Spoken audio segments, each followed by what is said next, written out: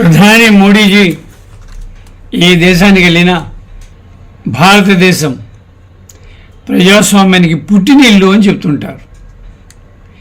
India is the mother of democracy అనేది ఆయన చాలా తరచుగా వాడే మాట.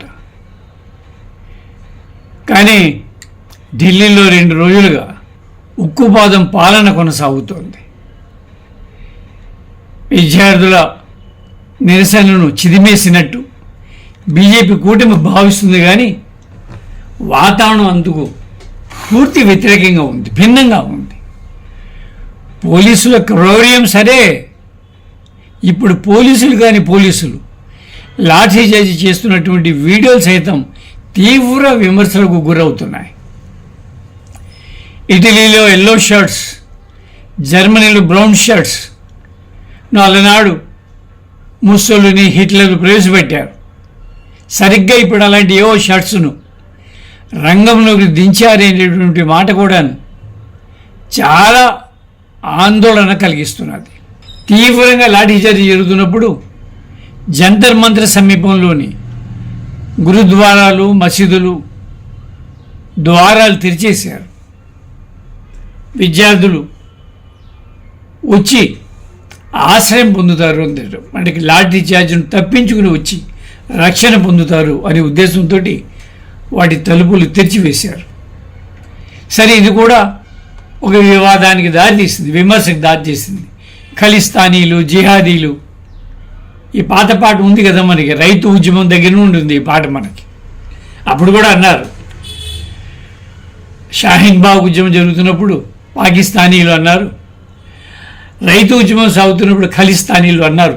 ఇది బీజేపీ దగ్గర ఉన్నటువంటి ఇవన్నీ పాత ఆయుధాలే, ఇవన్నీ కూడా అవే పాత పాటలని వాళ్ళు పాడారు. నిరసనకారులు చైనా నుండో పాకిస్తాన్ నుండో ఉత్తేజాన్ని పొందిన వాళ్ళని కూడాను కొందరు బీజేపీ నేతలు ప్రచారం చేశారు. వీటిని గతంలో నమ్మేవారేమో కానీ జనం, ఇటీవల వీటిని నమ్మేవాళ్ళు తగ్గిపోయారు.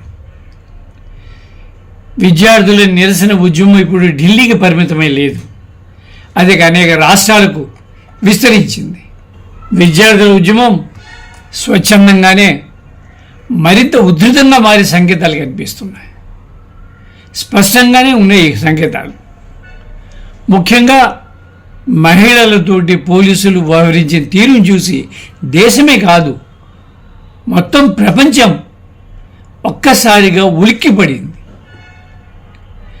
వీళ్ళు దొరికినప్పుడల్లా భారతీయ సాంప్రదాయం, సనాతన ధర్మం అని మాట్లాడే నేతలు ఈ స్థాయి ఆగడాలకు పాల్పడగలరని హిందూ మత అభిమానులు సైతం ఊహించలేదు.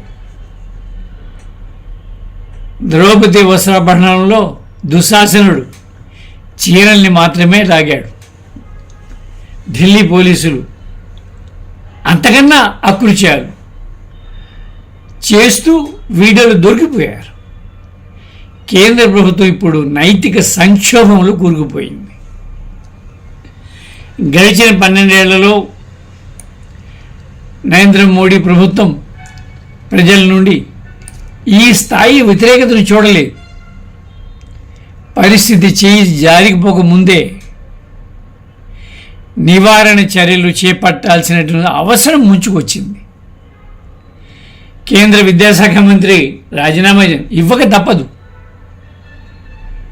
ఆయన ఇవ్వకపోతే రాజీనామా ఇప్పించక తప్పదు.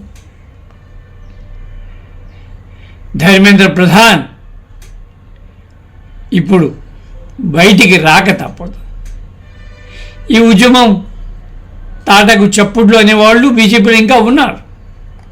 వాళ్ళు అన్నట్టు ఇప్పుడు అలా అనడం కుదరదు. ప్రతిదానికి ఒక సందర్భం వస్తుంది. ఇప్పుడు దీనికి సందర్భం వచ్చింది.